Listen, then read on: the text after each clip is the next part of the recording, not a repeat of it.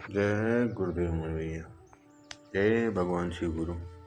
जय श्री गणेश भगवान की जय हो। परम पिता परमेश्वर की जय। सविदय शक्ति ब्रह्मांड विदय शक्तों की जय। जय हो श्री रामचंद्र भगवान की जय। श्री राम जय श्री राम जय श्री राम जय श्री राम जय बजरंगबली महाराज। राजा ने सबका सब प्रकार से सम्मान करके कोमल वचन कहकर रानियों को बुलाया और कहा, बहुएं अभी बच्ची हैं, पराए घर आई हैं। इनको इस तरह रखना जैसे नेत्रों को पलके रखती हैं, जैसे पलके नेत्रों की सब प्रकार से रक्षा करती हैं और सब सुख पहुंचाती हैं, वैसे ही उनको सुख पहुंचाना। लड़के थके हुए हैं, नींद के वश हो गए हैं, इन्हें ले जाकर शयन कराओ। ऐसा कहकर राजा श्री रामचंद्र जी के चरणों में मन लगाकर विश्राम भवन में चले गए। राजा के स्वभाव से ही सुंदर वचन सुनकर रानी ने मणियों से जड़े स्वर्ण के पलंग बिछवाए।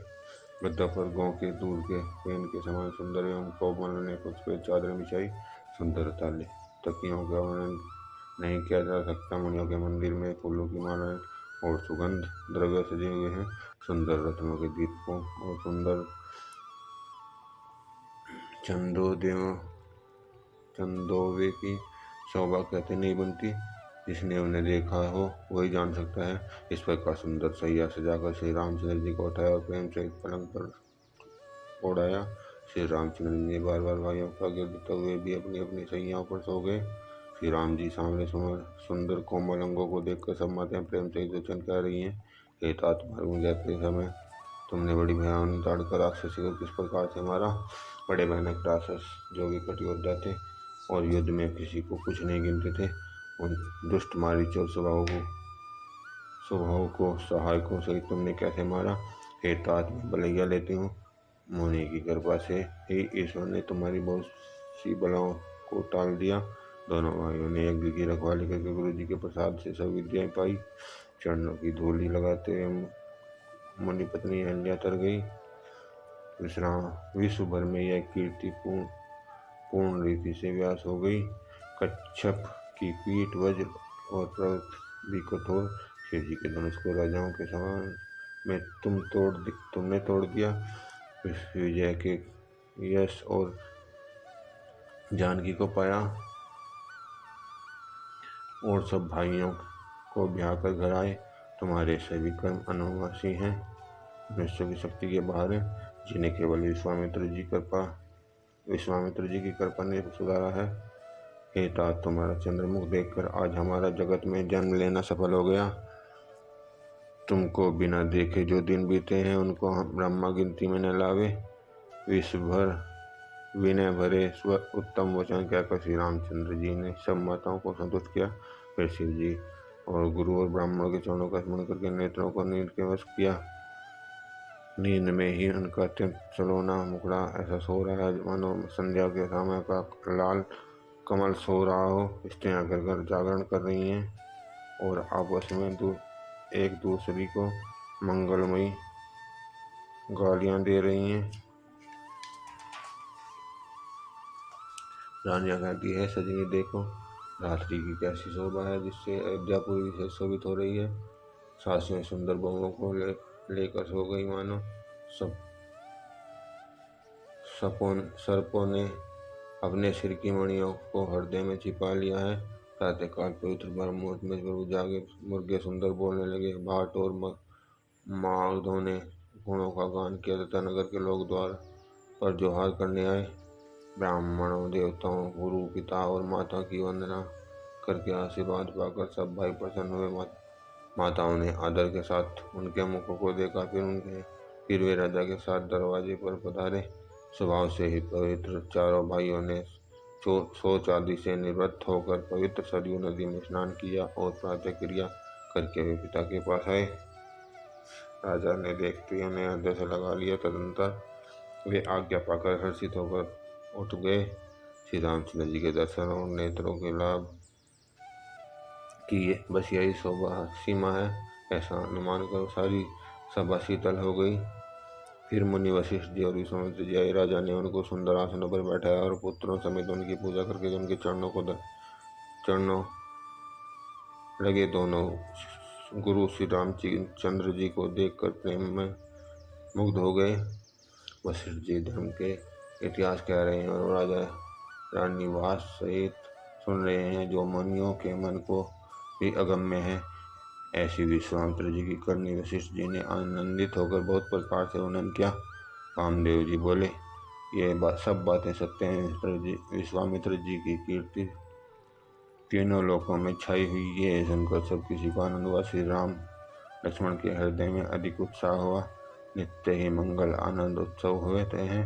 इस तरह आनंद में दिन बीतते जाते हैं और आनंद से भरकर उमड़ पड़ी। आनंद की अधिकता अधिक अधिक बढ़ती जाती है।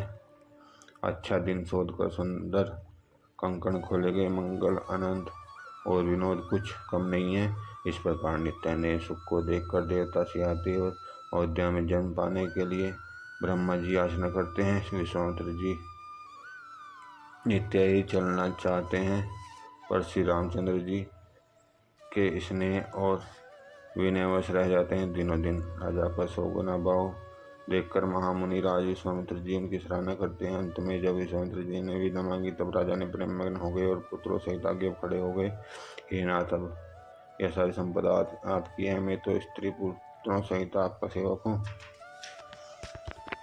ये मुनि लड़कों पर सदा स्नेह करते रहिएगा और मुझे भी दर्शन देते रहिएगा। ऐसा कहकर पुत्रों और रानियों सहित राजा दशरथ जी विश्वामित्र जी के चरणों पर गिर पड़े।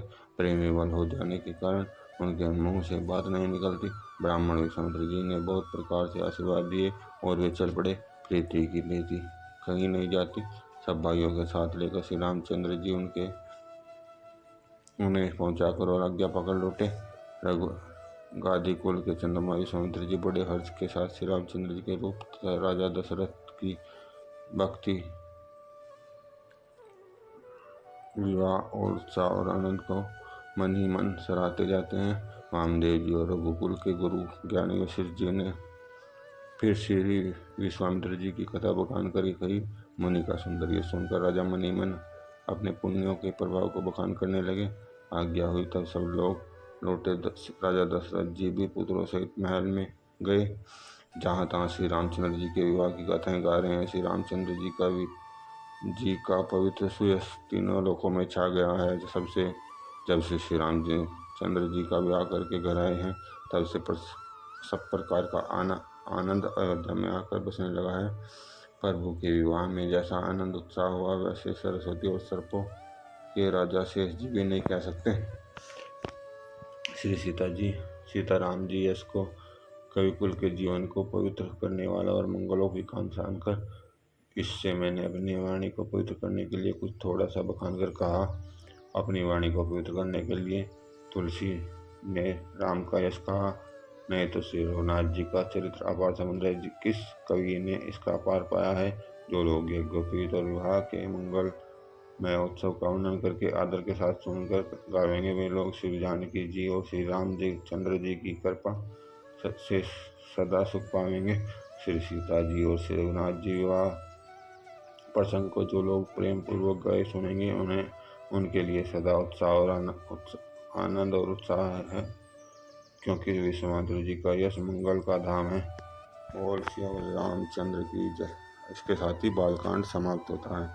अब हम अयोध्या कांड शुरू करेंगे। श्री जानकी जी, जिनकी गोद में हिमाचल सुता, पार्वती जी मस्तक पर गंगा जी, ललाट पर द्वितीय का चंद्रमा, कंठ में हलहल विशोद, वक्ष स्थल पर सर्वराज से जिस सुशोभित हैं, वे भस्म से विभूषित देवताओं में श्रेष्ठ सर्वेश्वर, संहार करता, सर्वव्यापक, कल्याण स्वरूप चंद्रमा के समान शुभ वर्ण श्री शंकर जी सदा मेरी रक्षा करें। रघुकुल को आनंद देने वाले श्री रामचंद्र जी के मुखारविंद की जो शोभा राज्याभिषेक से न तो प्रसन्नता को प्राप्त हुई और न वनवास के दुख से मलिन हुई, सब मेरे लिए सदा सुंदर मंगलों को देने वाली हो। नीले कमल के समान श्याम और कोमल जिनके अंग सीता जी जिनके वाम भाग में विराजमान है और जिनके हाथों में अमोघ बाण और सुंदर धनुष है, वे रघुवंश के स्वामी श्री रामचंद्र जी को नमस्कार करता हूँ। श्री गुरु के चरणों में श्री गुरु के चरण कमलों की रज अपने मन रूपी दर्पण को साफ करके मैं श्री रघुनाथ जी के उस निर्मल यश का वर्णन करता हूँ जो चारों फलों को देने वाला है। जब से श्री रामचंद्र जी का विवाह हुआ और वो घर में आए, तब से अयोध्या में नित्य नए मंगल हो रहे हैं और आनंद के बधाई हो रहे हैं। 14 लोक रूपी बड़े भारी पर्वतों पर पुण्य रूपी में सुख रूपी जल बरसा रहे हैं। रिद्धि सिद्धि और संपत्ति रूपी सुहानी नदियाँ मड़ कर अयोध्या रूपी समुद्र में आ मिली हैं। नगर के स्त्री पुरुष अच्छी जाति की मणियों के समूह हैं जो सब प्रकार से पवित्र, अमूल्य और सुंदर है। नगर का ऐश्वर्य कुछ कहा नहीं जाता। ऐसा जान पड़ता है मानो ब्रह्मा जी की कारीगरी बस इतनी ही है। सब नगर निवासी श्री रामचंद्र जी के मुखचंद्र को देखकर सब प्रकार से सुखी हैं। सब माताएं और सखी सहेलियां अपनी मनोरंजन रूपी बेल को फली हुई देखकर आनंदित हैं। श्री रामचंद्र जी के रूप, गुणशील और स्वभाव को देख सुनकर राजा दशरथ जी बहुत ही आनंदित होते हैं। सबके हृदय में ऐसी विलास है और सब महादेव जी को मानकर कहते हैं कि राजा अपने जीते जी श्री रामचंद्र जी को युवराज पद दे दें। एक समय रघुकुल के राजा दशरथ जी अपने सारे समाज सहित राज्यसभा में विराजमान थे। महाराज समेत पुण्य की मूर्तियाँ और श्री रामचंद्र जी सुंदर यश सुनकर अत्यंत आनंद हो रहा है। जब राजा उनकी कृपा चाहते हैं और लोकपालगण उनके रुख को देख रखते हैं और प्रीति करते हैं। तीनों भुवनों में और तीनों कालों में दशरथ जी के समान बड़भागी और कोई नहीं है। मंगलों के मूल श्री रामचंद्र जी जिनके पुत्र हैं, उनके लिए जो कुछ कहा जाए सब थोड़ा है। राजा ने स्वाभाविक ही हाथ में दर्पण ले लिया और उसमें अपना मुंह देखकर मुकुट को सीधा किया। कानों के पास बाल सफ़ेद हो गए हैं, मानो बुढ़ापा ऐसा उपदेश कर रहा है कि हे राजन, श्री रामचंद्र जी को युवराज पद देकर अपने जीवन का जन्म का लाभ क्यों नहीं लेते। हृदय में विचार लाकर राजा दशरथ जी ने शुभ दिन और सुंदर समय पाकर प्रेम से पुलकित शरीर और अनमग्न मन से उसे गुरु वशिष्ठ जी को सुनाया। राजा ने कहा, हे मुराज, कृपया यह निवेदन सुनिए। श्री रामचंद्र अब सब प्रकार से सब योग्य हो गए हैं। सेवक, मंत्री, सब नगर निवासी और जो हमारे शत्रु या मित्र उदासीन हैं, सभी को श्री रामचंद्र वैसे ही प्रिय हैं जैसे मुझको। आपका आशीर्वाद ही मानव शरीर धारण करके शोभित हो रहा है। हे स्वामी, सारा ब्राह्मण परिवार सहित आपके ही समान उन पर स्नेह करते हैं। जो लोग गुरु के चरण को की रज को मस्तक पर धारण करते हैं, मानो समस्त ऐश्वर्य को अपने वश में कर लेते हैं। इनका अनुभव कर मेरे समान बहुत दूसरे किसी ने नहीं किया। आपके पवित्र चरण रज की पूजा करके मैंने सब कुछ पा लिया है। अब मेरे मन में एक ही अभिलाषा है, हे नाथ, वह भी आप ही के अनुग्रह से पूरी होगी। राजा का साज देखकर मुनि ने प्रसन्न होकर कहा, मेरे आज्ञा दीजिए, कहिए क्या अभिलाषा है। हे राजन, आपका नाम और यश संपूर्ण मनचाही वस्तुओं को देने वाला है। हे राजाओं के मुकुटमणि, आपकी मन की अभिलाषा फल का अनुगमन करती है।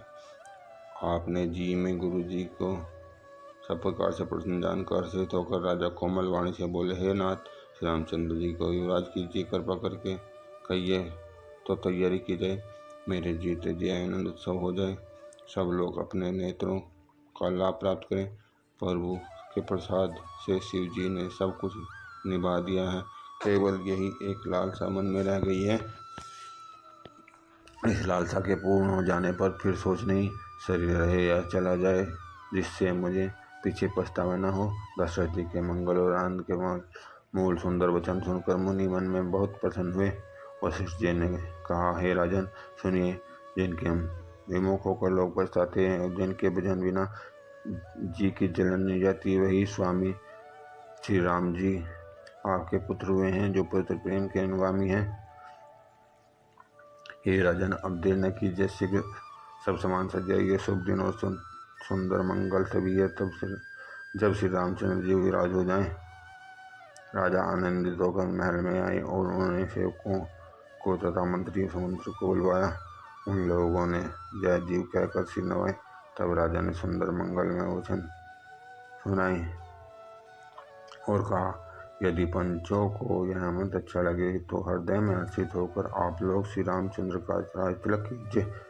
यह इस प्रिय वाणी को सुनते ही मंत्री ऐसा आनंदित हुए मानो मनोरथ रूपी पौधे पर पानी पड़ गया हो। मंत्री हाथ जोड़कर विनती करते हैं कि हे जगतपति, आप करोड़ों वर्ष जिए। आपने जगत भर का मंगल करने वाला काम सोचा है। हे नाथ, शीघ्रता कीजिए, देर न लगाइए। मंत्रियों की सुंदर वाणी सुनकर राजा को ऐसा आनंद हुआ मानो बढ़ती हुई बेल सुंदर डाली का सहारा पा गई हो। राजा ने कहा, श्री रामचंद्र जी के राज्याभिषेक के लिए मुनिराज वशिष्ठ जी को जो आज्ञा हो आप लोग वही सब तुरंत करें। मुनिराज ने हर्षित होकर कोमल वाणी से कहा, संपूर्ण श्रेष्ठ तीर्थों का जल ले आओ। फिर उन्होंने औषधि, मूल, फूल, फल, पत्र आदि अनेक मांगलिक वस्तुओं के नाम गिनकर बताए। चंवर, मर्ग, चर्म, बहुत प्रकार के वस्त्र, असंख्य जातियों की ऊनी और रेशमी कपड़े, मणियां तथा तथा और भी बहुत सी पर मंगल वस्तुएं जो जगत में राज्याभिषेक के योग्य होती हैं। मुनि ने विधान में कहा हुआ सब विधान बताकर नगर के बहुत से मंडप सजाओ। फलों समेत आम, सुपारी और केले के वृक्ष नगर की गलियों के चारों ओर रोक दो। सुंदर मणियों के मनोहर चौक पुरवाओ और राजाओं को तुरंत सजाने के लिए कह दो। श्री गणेश जी और गुरु कुल देवता की पूजा करो और भूदेव ब्राह्मणों की सब प्रकार से सेवा करो। ध्वजा, पताका, तोरण, कलश, घोड़े, रथ और हाथी सबको सजाओ। मुनि श्रेष्ठ वशिष्ठ जी के वचनों को सिरोधार्य करके सब लोग अपने अपने काम में लग गए।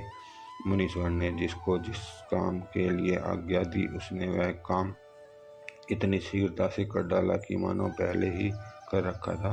राजा, ब्राह्मण, साधु और देवताओं को पूज रहे हैं और श्री रामचंद्र जी के लिए सब मंगल कार्य कर रहे हैं। श्री रामचंद्र जी के राज्याभिषेक की सुहानी खबर सुनते ही अवध भर में बड़ी धूम से बधावे बजने लगे। श्री रामचंद्र जी और सीता जी के शरीर में शुभ शकुन सूचित हुए। उनके सुंदर मंगल अंग फड़कने लगे। पुलकित होकर वे दोनों प्रेम से एक दूसरे को कहते हैं कि ये सब शकुन व्रत के आने की सूचना देने वाले हैं। बहुत दिन हो गए, बहुत ही अवसर आ रही है, बार बार उनके मिलने की मन में आती है। शकुनों से प्रिय के मिलने का विश्वास होता है और बद के समान जगत में मेरा कौन प्यारा है। शकुन का बस यही पल है, दूसरा नहीं। श्री रामचंद्र जी का भाई भरत का दिन रात सोच रहता है। श्री रामचंद्र जी को भाई भरत का दिन रात सोच रहता है। ऐसा कछुए का हृदय अंडों में रहता है। इसी समय यह परम मंगल समाचार सुनकर सारा निवास हर्षित हो उठा, जैसे चंद्रमा को देखकर समुद्र में लहरों का विलास सुशोभित हो जाता है। सबसे पहले निवास जाकर जिन्होंने ये वचन सुने उन्हें बहुत से आभूषण और वस्त्र पाए। रानियों के शरीर प्रेम से पुलकित हो उठा और मन में प्रेम में मग्न हो गया। वे सब मंगल कलश सजाने लगी। सुमित्रा जी ने मणियों के बहुत प्रकार से अत्यंत सुंदर और मनोहर चौक पूरे आनंद में मगन हुए। श्री रामचंद्र जी की माता कौशल्या जी ने ब्राह्मणों को बुलाकर बहुत दान दिए। उन्होंने ग्राम देवियों के देवताओं और नागों की पूजा की और फिर बलि भेंट देने को कहा और प्रार्थना की कि जिस प्रकार से श्री रामचंद्र जी का कल्याण हो, दया करके वही वरदान दीजिए। कोयल की सी मीठी वाणी वाले, चंद्रमा के समान मुख वाली और हिरण के बच्चे से नेत्र वाली स्त्रियां मंगल गान कहने लगी। श्री रामचंद्र जी का राज्याभिषेक सुनकर सभी स्त्री पुरुष हृदय में हर्षित हो उठे और विधाता को अपने अनुकूल समझकर सब सुंदर मंगल साज सजाने लगे। तब राजा वशिष्ठ जी को बुलाया और शिक्षा देने के लिए श्री रामचंद्र जी के महल में भेजा। गुरु का आगमन सुनते ही रघुनाथ जी ने दरवाजे पर आकर उनके चरणों पर मस्तक नवाया, आदर पूर्वक अर्घ्य देकर उन्हें घर में लाए और षोडशोपचार पूजा करके उनका सम्मान किया। फिर सीता जी सहित उनके चरण स्पर्श किए और कमल के समान दोनों हाथों को जोड़कर श्री रामचंद्र जी बोले, यद्यपि सेवक के घर स्वामी का पधारना मंगलों का मूल और अमंगलों का नाश करने वाला होता है, तथापि है नाथ उचित तो यही होता कि प्रेम पूर्वक दास को ही कार्य के लिए बुला भेजते, ऐसी ही नीति है।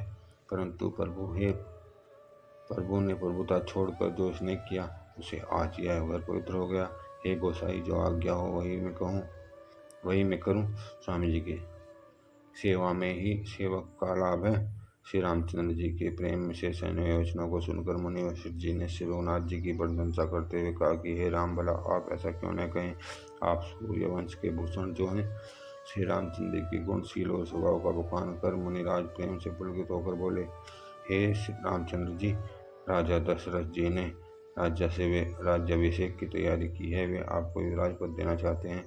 इसलिए हे राम जी, आज आप सब संयम कीजिए, जिससे विधाता कुशल पूर्वक इस काम को निभाने गुरु की आज्ञा शिक्षा देकर राजा दशरथ जी के पास चले गए। श्री रामचंद्र जी के हृदय में इस बात का खेद हुआ।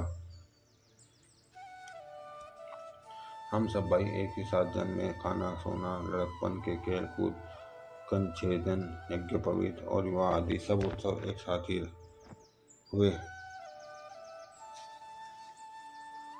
पर इस निर्मल वंश में यही एक अनुचित बात हो रही है कि वो सब भाइयों को छोड़कर राजा से एक बड़े भाई का यानी कि मेरा ही होता है। तुलसीदास जी कहते हैं, प्रभु श्री रामचंद्र जी का सुंदर प्रेम पूर्ण प्रस्ताव भक्तों के मन की कुटिलताओं को हरण करे। उसी समय प्रेम और आनंद मगन लक्ष्मण जी आए। रघुकुल रूपी कुमुद के खिलने वाले चंद्रमा श्री रामचंद्र जी ने प्रिय वचन कहकर उनका सम्मान किया। बहुत प्रकार से बाजे बज रहे हैं। नगर के व्यक्तियों से आनंद का वर्णन नहीं हो सकता। सब लोग भरत जी का आगमन मना रहे हैं और कह रहे हैं कि वे भी शीघ्र आवे और नेत्रों का फल प्राप्त करें।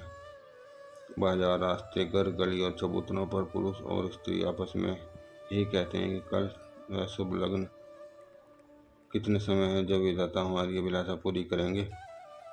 जब सीता जी सहित श्री रामचंद्र जी सोन के सिंहासन पर विराजेंगे और हमारा मन चीता होगा, कामना पूरी होगी। इधर तो सब कह रहे हैं, उधर सब कह रहे हैं कि कल कब होगा। उधर कुचक्र की देवता विघ्न बना रहे हैं। उन्हीं देवताओं को अवध के बतावे नहीं सुहाती, जैसे चोर को चांदनी रात नहीं भाती। सरस्वती जी को बुलाकर देवता विनय कर रहे हैं कि बार बार उनके पैरों को पकड़कर उन पर गिरते हैं। हे माता, हमारी बड़ी विपत्ति देखकर आज वही कीजिए जिससे रामचंद्र जी का राज्य त्याग कर वन पर चले जाएं और देवताओं का कार्य सिद्ध हो। देवताओं की विनती सुनकर सरस्वती जी कड़ी कड़ी पछता रही हैं कि हाय, मैं कमल वन के लिए हेमंत ऋतु की रात हुई। उन्हें इस प्रकार पछताते हुए देखकर देवता फिर विनय करके कहने लगे, हे माता, इसमें आपको जरा भी दोष न लगेगा। श्री रघुनाथ जी विषाद और हर्ष से लगित हैं। आप तो श्री राम जी के प्रभाव को जानती हैं। जीव अपने कर्मों से सुख दुख भागी होता है। अतएव देवताओं के हित के लिए आप अयोध्या जाइए। बार बार चरण पकड़ देवताओं ने सरस्वती को संकोच में डाल दिया। तब वह विचार कर चली कि देवताओं की बुद्धि अच्छी है। इनका निवास तो ऊंचा है पर इनकी करनी नीचे है। ये दूसरे का शरीर नहीं देख सकते, परंतु आगे के काम विचार करके श्री रामचंद्र जी के वन जाने का राक्षसों का वध होगा, जिससे सारा जगत सुखी हो जाएगा। चतुर कवि श्री राम जी के वनवास के चरित्रों का वर्णन करने के लिए मेरी चाह करेंगे। ऐसा विचार कर सरस्वती जी हृदय में हर्षित होकर दशरथपुरी अयोध्या में आई। मानो दुसह दुख देने वाली कोई गैर दशा आई हो। मंथरा नाम की कई की मंदबुद्धि दासी थी। उसे अपयश की पिटाई बनाकर सरस्वती जी उसकी बुद्धि को फेर कर चली गई। मंथरा ने देखा कि नगर सजाया हुआ है, सुंदर मंगल बजावे बज रहे हैं। उसने लोगों से पूछा कि कैसा उत्सव है। रामचंद्र जी के राज तिलक की बात सुनते ही उसका हृदय जल उठा। वह दुर्बुद्धि नीच जाति वाली दासी विचार करने लगी कि किस प्रकार से काम रात ही रात में बिगड़ जाए।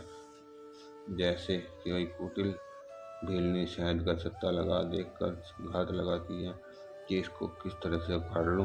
वह उदास होकर भरत जी की माता कैकेयी के पास गई। हरानी कैकेयी ने हंसकर कहा, तू उदास क्यों है? मंथरा कुछ उत्तर क्यों नहीं देती?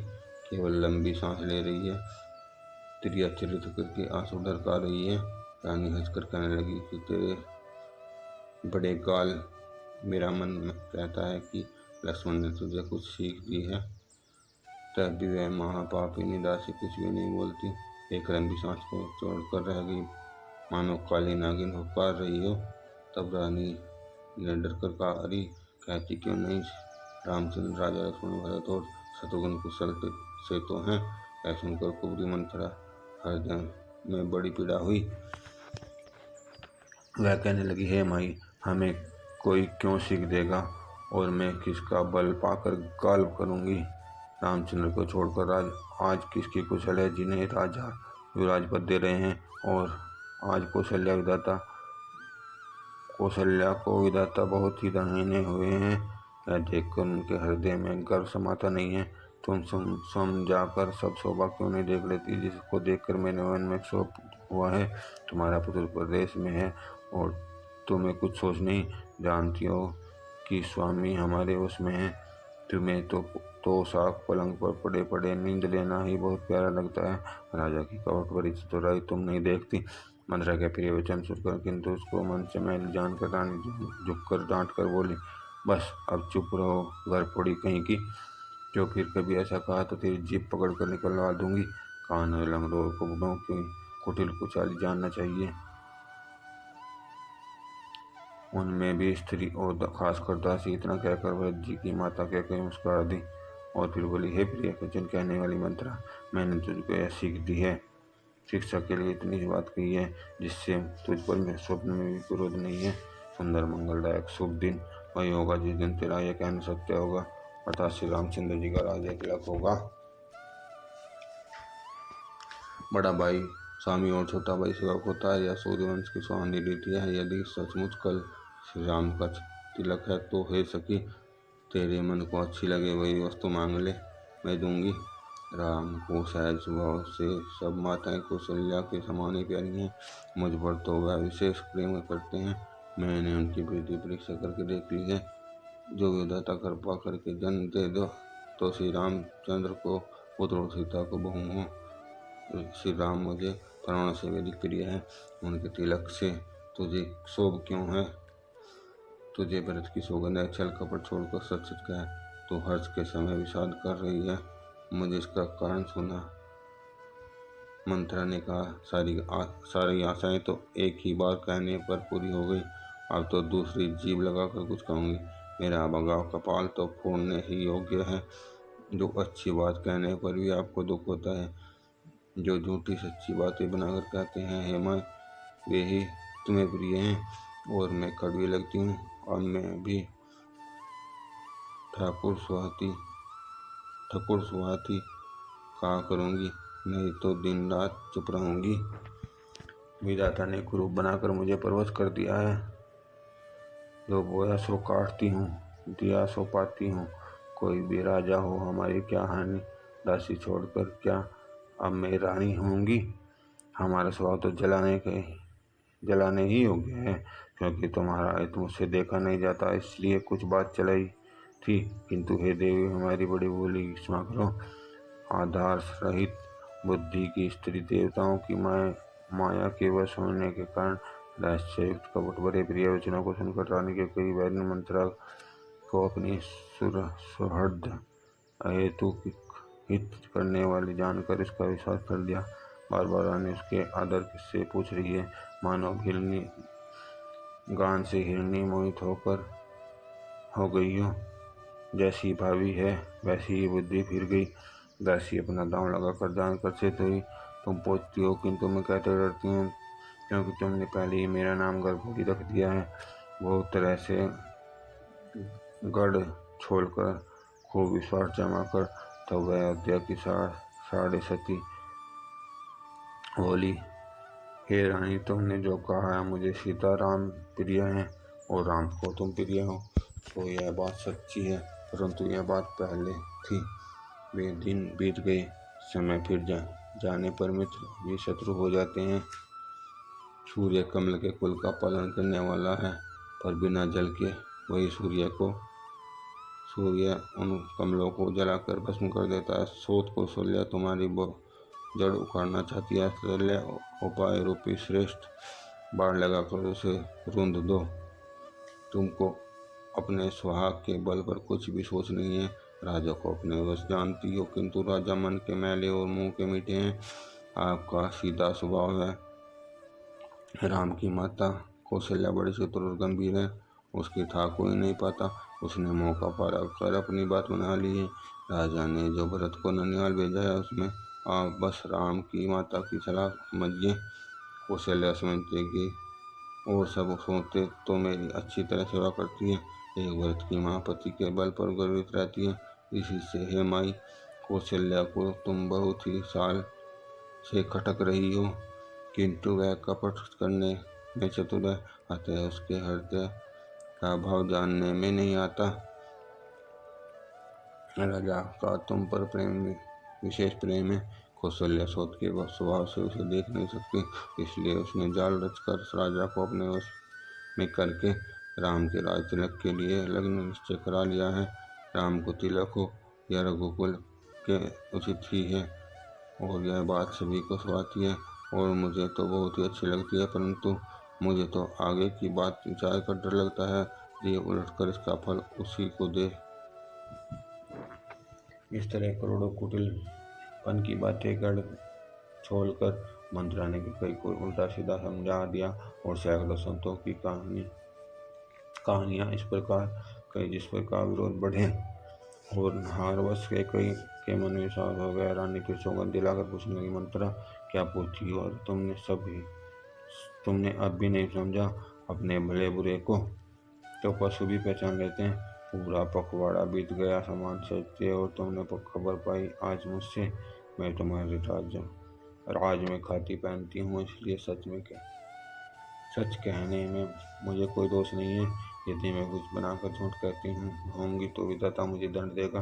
यदि कल राम को राज तिलक हो गया तो समझ रखना कि तुम्हारे लिए विधाता ने विपत्ति का बीज बो दिया है।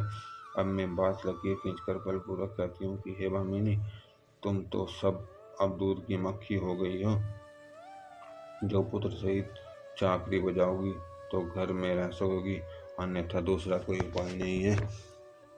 कद्रू ने विनता को दुख दिया था, तुम्हें कौशल्या देगी। भरत कारागार का सेवन करेंगे और लक्ष्मण राम के नायक होंगे। कैकेयी मंत्रा की कड़वी वाणी सुनती ही डर कर सूख गई और कुछ बोल नहीं सकती। शरीर में पसीना हो गया, वह केले की तरह कांपने लगी। तब कुबरी ने अपनी जीभ दांतों तले दबाई। फिर कपट की करोड़ों कहानियां क्या करो। उसने रानी को खूब समझाया कि धीरज रखो। कैकेयी का भाग्य पलट गया। उसे कुचाल प्यारी लगी। वह बगुली को हंसनी मानकर उसकी सराहना करने लगी। कैकेयी ने कहा, मंत्रा सुन, तेरी बात सत्य है। मेरी दाहिनी आंख नित्य फड़का करती है। ये प्रतिदिन रात को बुरे स्वप्न देखती हूँ, किंतु अपने अज्ञानवश तो तुझसे कहती नहीं। सखी क्या करूँ, मेरा तो सीधा स्वभाव है। मैं दायां बायां कुछ भी नहीं जानती। अपने चलते मैंने आज तक कभी किसी का बुरा नहीं किया। फिर न जाने किस पाप से देव ने मुझे एक साथ ही यह दूसरा दुख दिया। मैं भले ही नहर जाकर वह जीवन बिता दूंगी, पर जीते जी सोच की चाकरी नहीं करूंगी। देव जिसको शत्रु के वश में रखकर पिलाता है, उसके लिए तो जीने की अपेक्षा मरना ही अच्छा है। रानी ने बहुत प्रकार से दीन वचन कहे। उन्हें सुनकर कुबरी ने प्रिय चित्र फैलाया। वह बोली, तुम मन में ग्लानि मानकर ऐसा क्यों कह रही है? तुम्हारा सुख सुहाग दिन दिन दूना होगा। जिसने तुम्हारी बुराई चाही वही परिणाम में यह फल पाएगी। हे स्वामिनी, मैंने जब से यह कुमत सुना है तब से मुझे न तो दिन में भूख लगती है और न ही रात में नींद आती है। मैंने ज्योतिषियों से पूछा तो उन्होंने रेखा खींचकर कहा कि भरत राजा होंगे। यह सत्य बात है भामिनी, तुम करो तो मैं उपाय बताऊं। राजा तुम्हारी सेवा में के वश में है। कैकेयी ने कहा, मैं तेरे कहने पर कुएं में गिर जाऊंगी, पुत्र और पति को भी छोड़ सकती हूँ। जब तू मेरा बड़ा भारी दुख देखकर कुछ कहती है तो भला मैं अपने हित के लिए उसे क्यों न करूँगी। कुबरी ने कैकेयी के कबूल करवाकर कपट रूप छुरी को अपने कठोर हृदय रूपी पत्थर पर टेया। रानी कैकेयी अपने निकट के दुख को कैसे नहीं देखती, जैसे बलि का पशु हरी हरी घास चरता है। मंत्रा की बात सुनने में तो कोमल और परिणाम कठोर है, मानो वह शहद में घोलकर जहर पिला रही हो। दासी कहती है, स्वामिनी, तुमने मुझको एक कथा कही थी, उसकी याद है कि नहीं? तुम्हारी दो वरदान राजा के पास जरूर रहे। आज उन्हें राजा से मांग कर अपनी छाती ठंडी करो। पुत्र को राज्य और राम को वनवास दो, शोध का सारा आनंद तुम ले लो। तब राजा राम की सुगंध खा लें, तब वर मांगना, जिससे वो चलना टाल पावे। आज की रात बीत गई तो काम बिगड़ जाएगा। मेरी बात को हृदय में प्रिय समझना। पापिनी मंत्रा ने बड़ी बुरी बात लगा कर कहा, कोपवन में जाओ, सब काम बड़ी सावधानी से बनाना। राजा पर सहसा विश्वास न कर लेना। कुबरी को रानी के प्राणों के समान प्रिय बार बार अब उसकी बड़ी बुद्धि का बखान किया और बोली, संसार में मेरा तेरे समान कार्य और कोई नहीं है। तू मुझे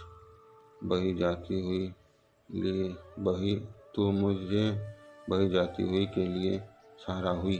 तभी विधाता कल मेरा मनोरथ पूरा कर दे तो हे सखी, मैं तुझे आंखों की पुतली बना लूं। इस प्रकार दासी का बहुत तरह से आदर कर कहीं ने कपूवन चली गई। ये पत्ती बीज है, दासी ऋतु है, कई कुबुद्धि जमीन हो गई है। उसमें कपट रूपी जल पाकर अंकुर फूट निकला है। दोनों वरदान उस अंकुर के दो पत्ते हैं। अंत में इसके दुख रूपी फल होगा। कई कोप का सब साज सजाकर जा सोई, राज्य करती हुई अपनी वो दुष्ट बुद्धि से नष्ट हो गई। राज्य करती हुई वह अपनी दुष्ट बुद्धि से नष्ट हो गई। राजमहल और नगर में धूमधाम मच रही है और कुछ कुचालकों को कोई कुछ नहीं जानता। बड़े ही आनंदित होकर नगर के सब स्त्री पुरुष शुभ मंगलचार साज सजा रहे हैं। कोई भीतर जाता है, कोई बाहर निकलता है। राजद्वार में बड़ी भीड़ हो रही है। श्री रामचंद्र जी के बाल सखा राज तिलक का समाचार सुनकर हृदय में हर्षित होते हैं। वे 10-5 मिलकर श्री रामचंद्र जी के पास जाते हैं। प्रेम पहचान कर पुरुष रामचंद्र जी उनका आदर करते हैं और कोमल वाणी से कुशल स्वयं पूछते हैं। अपने प्रिय सखा श्री रामचंद्र जी की आज्ञा पाकर वे आपस में एक दूसरे को श्री रामचंद्र जी की बड़ाई करते हुए लौटते हैं और कहते हैं, संसार में श्री रघुनाथ जी के समान शील और स्नेह को निभाने वाला कौन है? भगवान हमें यही थे कि हम अपने कर्मवश भ्रमते हुए जिस योनि में जन्मे वहाँ हम तो सेवक हों और सीतापति श्री रामचंद्र जी हमारे स्वामी हों। यह नाता अंत तक निभ जाए। नगर में सबकी ऐसी अभिलाषा है, परंतु कई के हृदय में बड़ी जलन हो रही है। कुसंगति पावर कौन नष्ट नहीं होता। नीच के मत के अनुसार चलने में चतुराई नहीं रह जाती।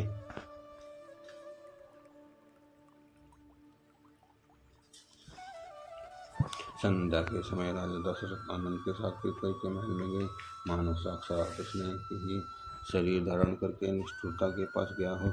कोप भवन का नाम सुनकर राजा स्वयं गए। डर के मारे उनका पांव आगे नहीं पड़ता। स्वयं देवाज इंद्र जिनकी भुजाओं के बल पर बसता है। संपूर्ण राजा लोग जिनका रूप देखते रहते हैं, वही राजा दशरथ स्त्री का क्रोध सुनकर सूख गए।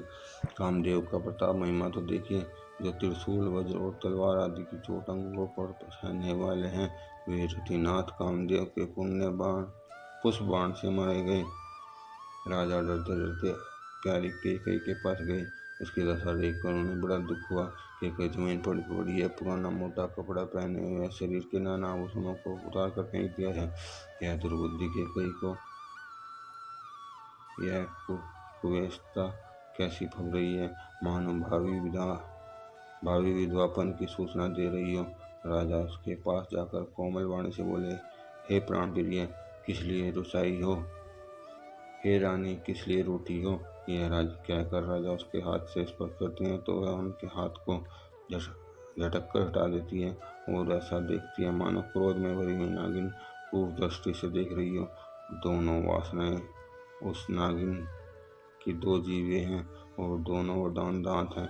वह काटने के लिए मर्म स्थान देख रही है। तुलसीदास जी कहते हैं कि राजा दशरथ होनार के वश में होकर इसे कामदेव की क्रीड़ा ही समझ रहे हैं। राजा बार बार कह रहे हैं, हे सुमुखी, हे सुलोचनी, हे कोकिल बहिनी, हे गजकामिनी, मुझे अपने क्रोध का कारण तो सुना। हे प्रिय, किसने तेरा आनुष किया? किसके दो सिर मेरे हैं? यमराज किसको लेना चाहते हैं?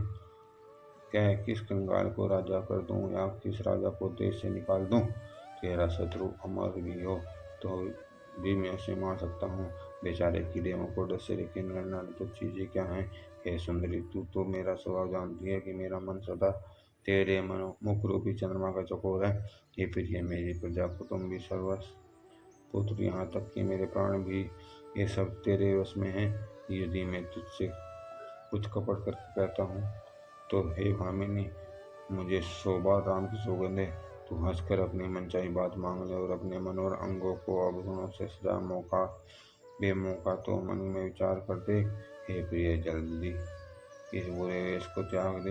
यह सुनकर मन में राम की बड़ी सौगंध को विचार कर मन बुद्धि करके हंसती उठी और कहने पहनने लगी, मानो कोई भीलनी मृग को देखकर फंदा तैयार कर रही हो। अपने जी में कैकई को स्वर जानकर राजा दशरथ जी प्रेम से पुलकित होकर कोमल और सुंदर वाणी से फिर बोले, हे भामिनी, मन चीता हो गया है, नर के घर आनंद के बधाई बज रहे हैं। मैं कल ही राम को युवराज पद दे रहा हूँ, इसलिए हे सुनेंगी तो मंगल साज। यह सुनते ही उसका क्रोध हृदय दहल उठा, मानो पका हुआ बाल तोड़ को छू गया हो। ऐसी भारी पीड़ा को उसने हंसकर छिपा लिया, जैसे चोर की स्त्री प्रकट होकर नहीं होती। राजा उसकी कपट चतुराई को नहीं लग सके, क्योंकि वह करोड़ों कुटिलों की शिरोमणि कुरुमंत्रा की पढ़ाई हुई है। यद्यपि राजा नीति में निपुण है, परंतु चित्रिया चरित्र अथा समुद्र है। फिर वह कपट युक्त प्रेम बढ़ाकर नेत्र और मुंह मोड़कर हंसती हुई बोली, हे प्रियतम, आप मांग मांग तो कहा करते हैं, पर देते लेते कभी कुछ नहीं। आपने तो दो वरदान देने को कहा था, उनके लिए भी मिलने में संदेह है। राजा ने इसका कहा, अब मैं तुम्हारा मन समझा। मान करना तुम्हें परम प्रिय है। तुमने उन वरों को छाती रखकर ही वर मांगा, रखकर फिर वर मांगा नहीं, और मेरा भूलने का स्वभाव होने पर मुझे वह प्रसंग याद नहीं रहा। मुझे झूठ मूठ दोष मत दो, चाहे दो के बदले 4 मांग लो। रघुकुल में सदा यही रीति चली आई है कि प्राण भले चले जाए पर वचन नहीं जाता। असत्य के समान पापों का समूह भी नहीं है। क्या करोड़ों घोंघचियां मिलकर भी कहीं पहाड़ के समान हो सकती हैं? सत्य ही समस्त उत्तम सुकृतों की जड़ है। यह बात वेद पुराणों में प्रसिद्ध है और मुनि मनु जी ने भी कहा है।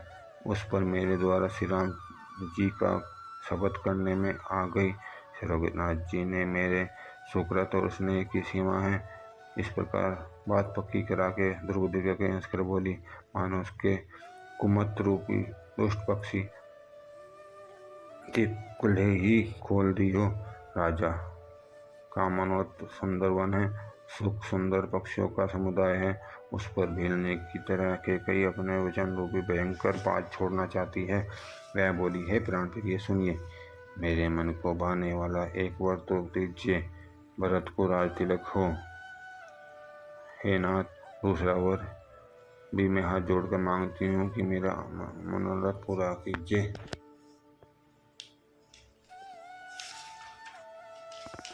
तपस्वियों के वेश में विशेष उदासीन भाव से राम 14 वर्ष तक वन में निवास करें। कैकेयी के कोमल विनय वचन सुनकर राजा के हृदय में ऐसा शोक हुआ कि जैसे चंद्रमा की किरणों के स्पर्श से चकवा विकल हो जाता है। राजा सहम गए, उनसे कुछ कहते नहीं, न मानो बाज वन में बटेर पर झपटा हो। राजा का रंग बिल्कुल उड़ गया, मानो ताड़ के पेड़ को बिजली ने मारा हो। माथे पर हाथ रखकर दोनों नेत्र बंद करके राजा ऐसे सोच करने लगे, मानो साक्षात सोच ही शरीर धारण करके सोच रहा हो। वे सोचते हैं, हाय, मेरा मनोरथ रूपी कल्प वृक्ष फूल चुका था, परंतु फलते समय कैकेयी ने हाथिनी की तरह से जड़ से हेतु काट कर नष्ट कर डाला। कैकेयी ने अब जाके गाड़ कर रख दिया और विपत्ति की अचल नींव डाल दी। किस अवसर पर क्या हो गया? स्त्री का विश्वास करके मैं वैसे ही मारा गया। जैसे योग्य सिद्ध रूप फल मिलने के समय योगी की अविद्या नष्ट हो जाती है। इस प्रकार राजा मन ही मन झींक रहे हैं। राजा का ऐसा बुरा हाल देखकर दुर्बुद्धि के कई मन में बुरी तरह क्रोधित हुई। क्या भरत आपके पुत्र नहीं है? क्या मुझे आप दाम देकर खरीद लाए थे? क्या मैं आपकी विवाहिता पत्नी नहीं हूँ जो मेरा वचन सुनती है आपको बाण सा लगा हो? तो आप सोच समझ कर बात क्यों नहीं कहते? उत्तर दीजिए, हाँ कीजिए, नहीं तो नहीं कर दीजिए। आप रघुवंश के सत्य प्रतिज्ञा वाले हैं। आपने ही वर देने को कहा था, आप भले ही न दीजिए, सत्य छोड़ दीजिए और जगत में आप यह दीजिए। सत्य की बड़ी साधना करके वर देने को कहा था, समझा था कि अच्छे बिना मांग लेगी। राजा सी भी दधीची और बलि ने जो कुछ कहा सही और धन त्याग कर भी उन्होंने अपनी वचन की प्रतिज्ञा को निभाया। कई बहुत से कड़वे वचन कह रही है, मानो जले पर नमक छिड़क रही हो। धर्म की धुरी को धारण करने वाले राजा दशरथ जी ने धीरे धरकर नेत्र खोले और सिर कर यथा लंबी सांस लेकर उस प्रकार से कहा, तो इसने मुझे बड़ा कठोर मारा है। प्रचंड क्रोध से जलती हुई कई सामने इस प्रकार दिखाई पड़ी, मानो क्रोध रूपी तलवार नंगी खड़ी हो। कुबोधि उस तलवार की मूठ है, निष्ठुरता धार है और वह कुबरी मंत्रा रूपी शान पर धरकर तेज की हुई है। राजा ने देखा कि यह तलवार बड़ी भयानक और कठोर है। क्या सत्य ही यह मेरा जीवन लेगी? राजा अपनी छाती खड़ी करके बहुत ही नम्रता के साथ उसे प्रिय लगने वाली वाणी बोले, हे प्रिय, हे वीरू, विश्वास कर और प्रेम नष्ट करके ऐसी बुरी तरह के वचन कैसे कह रही हो? मैं तेरे भरत को रामचंद्र को दो आंखें हैं, यह शंकर जी की साक्षी देकर सत्य कहता हूँ। मैं अवश्य सवेरे ही दूध भेजूंगा, दोनों भाई सुनते ही तुरंत आ जाएंगे। अच्छा दिन सोच भाग सब तैयार करके लंका पूजा करो। भरत को राज्य दे दूंगा। राम को राज्य का लोभ नहीं है, वह भरत का इतना बड़ा ही प्रेम है। मैं ही अपने मन में छोटे का विचार करके राजनीति का पालन कर रहा था।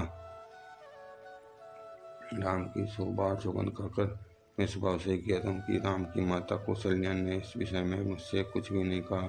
अवश्य है मैंने तुमसे बिना पूछे सब किया, इसी से मेरा मनोरथ खाली गया। अब क्रोध छोड़ दे और मंगल का शास्त्र। कुछ ही दिनों बाद राजा भरत युवराज हो जाएंगे। एक ही बात का मुझे देखा कि तूने दूसरा वरदान बड़ी अड़चन का मांगा है, जिसकी आँच से अभी मेरा हृदय जल रहा है।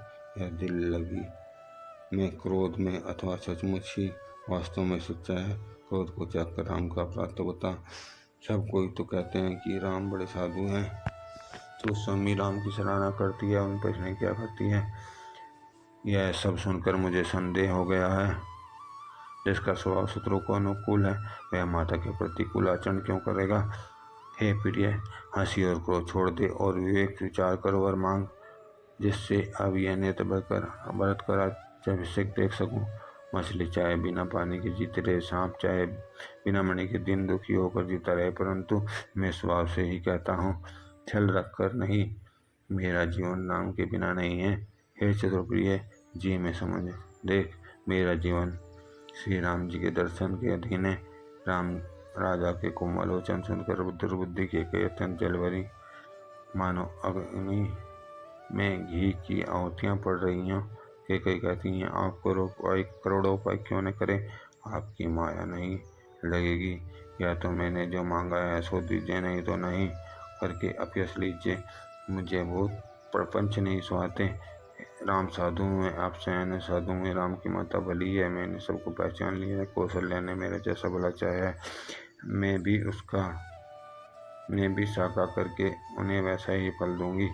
सवेरा होते ही मणि का वेश धारण करके यदि राम मन को नहीं जाते तो हे राजन, मन में समझ लीजिए कि मेरा मन न होगा और आपका अपयश। ऐसा कहकर कुटल के कई उठ खड़ी हुई, मानो क्रोध की नदी उमड़ रही हो। वह नदी पाप रूपी पहाड़ से प्रकट हुई और क्रोध रूपी जल से भरी है, देखी नहीं जाती। दोनों वरदान उस नदी के दो किनारे हैं। कई का कठिन हाथी उसकी तीर धारा है और कुबरी के वचनों की प्रेरणा ही भंवर है।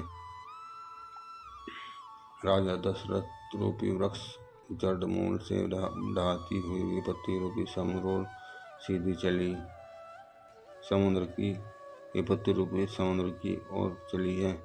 राजा ने समझ लिया है कि बात सचमुच सच्ची है। स्त्री के बहाने मेरी मृत्यु ही सिर पर नाच रही है।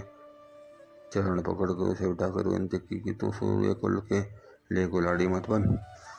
तू मेरा मस्तक मांग ले, मैं तुझे अभी दूंगा, पर राम के विरह में मुझे मत मार। जिस किसी प्रकार से तू राम को रख ले, नहीं तो जन्म भर तेरी छाती जलेगी। राजा ने देखा कि रोग असाध्य है, तब वे अत्यंत आर्तवाणी से हे राम हे राम हे रघुनाथ कहते हुए सिर पीट कर जमीन पर गिर पड़े। राजा व्याकुल हो गए। उनका सारा शरीर शिथिल पड़ गया, मानो हाथी ने कल्पवृक्ष को उखाड़ फेंका हो। कंठ सूख गया है, मुख से बात नहीं निकलती, मानो पानी के बिना पहिना नमक मछली तड़प रही हो। केकई फिर कड़वी और कठोर वचन बोली, मानो घाव से जहर भर रही हो। कहती है, जो अंत में ऐसा ही कहना था, तो आप मांग मांग किस बल पर कहा करते हैं। हे राजा, ठहाका मारकर हंसना और काल फुलाना, क्या ये दोनों एक साथ हो सकते हैं। दानी भी कहना और कंजूसी भी करना, क्या राजपूत में सेम कुशल भी रह सकती है। या तो वचन छोड़ दीजिए या धैर्य धारण कीजिए। यूं असहाय स्त्री की भांति रोइए पीटे नहीं। सत्यव्रती के लिए तो शरीर, स्त्री, पुत्र, धन और व्रती सब तिनके के बराबर हो गए, तिनके के बराबर कहे गए हैं। केकई के मर्म वेदी वचन सुनकर राजा ने कहा कि तू जो चाहे कह, तेरा कुछ भी दोष नहीं है। मेरा काल तुझे मानो पिशाच होकर लग गया है, वही मुझसे यह सब कहला रहा है। बृहत् तो भूल कर भी राजपुत्र नहीं चाहते, तेरे ही जी में कुमति आ बसी है। यह सब मेरे पापों का परिणाम है, जिससे कुछ समय में विधाता विपरीत हो गया है। तेरी उजाड़ी हुई यह सुंदर अयोध्या फिर भली भांति बसेगी और समस्त गुणों के धाम श्री राम जी की प्रभुता भी होगी।